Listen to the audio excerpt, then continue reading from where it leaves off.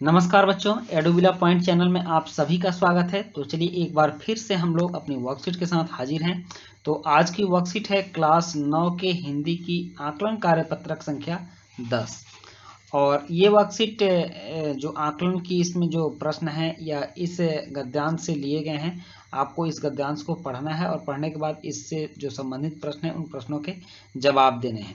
तो बच्चों, वर्कशीट शुरू करने से पहले मैं आपको बता दूं कि आपने अभी तक अगर चैनल को सब्सक्राइब नहीं किया है तो सबसे पहले चैनल को सब्सक्राइब कर लीजिए और उसके बाद बेल आइकन का बटन भी दबा दीजिए ताकि सारे वीडियो के नोटिफिकेशंस आप तक पहुंचते रहें। तो यहाँ निर्देश दिया गया है कि निम्नलिखित गद्यांश को पढ़कर नीचे पूछे गए प्रश्नों के सही विकल्पों के सम्मुख बने गोले को पेंसिल या पेन से भरिए। तो मैं आपको टिक लगा दूंगा और आप उनको भर लेंगे। दूसरे दिन हम घोड़ों पर सवार होकर ऊपर की ओर चले।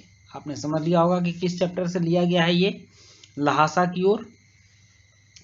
और डांडे से पहले एक चाय पी और दोपहर के वक्त डांडे के ऊपर जा पहुंचे। हम समुद्र तल से 18,000 फीट ऊंचे खड़े थे। मतलब लेखक अपने एक मित्र के साथ तिब्बत की यात्रा पर थे और वो पहाड़ी रास्ता से गुजर रहे थे और जिस रास्ते से जा रहे थे उस रास्ते को लोग डांडे बोलते थे। हमारी दक्षिण तरफ पूरब से पश्चिम की ओर हिमालय के हजारों श्वेत शिखर चले गए थे। श्वेत शिखर का मतलब सफेद शिखर जो बर्फ से ढके थे। भीटे की ओर दिखने वाले पहाड़ बिल्कुल नंगे थे, न वहां बर्फ की सफेदी थी न किसी तरह की हरियाली। उत्तर की तरफ बहुत कम बर्फ वाली चोटियां दिखाई पड़ती थीं। सर्वोच्च स्थान पर डांडे के देवता का स्थान था, जो पत्थरों के ढेर, जानवरों के सींगों और रंग बिरंगे कपड़ों की झंडियों से सजाया गया था। अब हमें बराबर उतराई पर चलना था। चढ़ाई तो कुछ दूर थोड़ी मुश्किल थी, लेकिन उतराई बिल्कुल नहीं। शायद एक और सवार साथी हमारे साथ चल रहे थे। मेरा घोड़ा कुछ धीमी चलने लगा। मैंने समझा कि चढ़ाई की थकान के कारण ऐसा कर रहा है और उसे मारना नहीं चाहता था। धीरे धीरे मैं बहुत पिछड़ गया और मैं दोनकी वस्तु की तरह अपने घोड़े पर झूमता हुआ चला जा रहा था। जान नहीं पड़ता था कि घोड़ा आगे जा रहा है या पीछे। तो यह गद्यांश था। अब चलिए इन प्रश्नों के उत्तर दीजिए। सर्वोच्च स्थान पर किसका स्थान था? तो ऑप्शन ए है डांडे के देवता का, बी है डांडे के दानव का, सी है डांडे के गुरु का और डी है डांडे के निवासी का। तो इसका आंसर होगा ए, डांडे के देवता का। प्रश्न 2 है कि ऊपर की ओर लेखक किस पर सवार होकर निकले? तो ऑप्शन ए है गधों पर, बी घोड़ों पर, सी खच्चर पर और डी मोटर पर। तो ऑप्शन बी होगा घोड़ों पर। प्रश्न 3 है कि बहुत कम बर्फ वाली चोटियां किस दिशा में थी?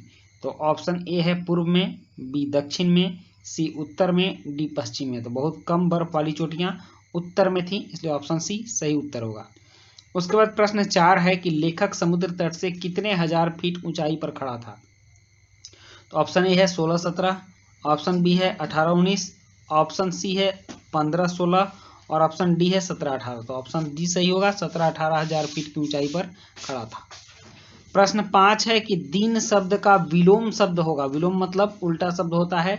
तो दिन, ऑप्शन ए है रात, बी भोर,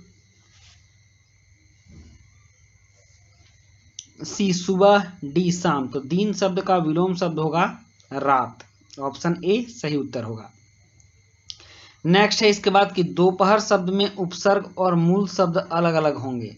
तो ऑप्शन ए है दोपहर और दोपहर, दोपहर और दोपहर। तो ऑप्शन सी इसका सही उत्तर होगा, दो और पहर। दो उपसर्ग होगा और मूल शब्द पहर होगा। उसके बाद है थकावट। थकावट शब्द में मूल शब्द और प्रत्यय होंगे।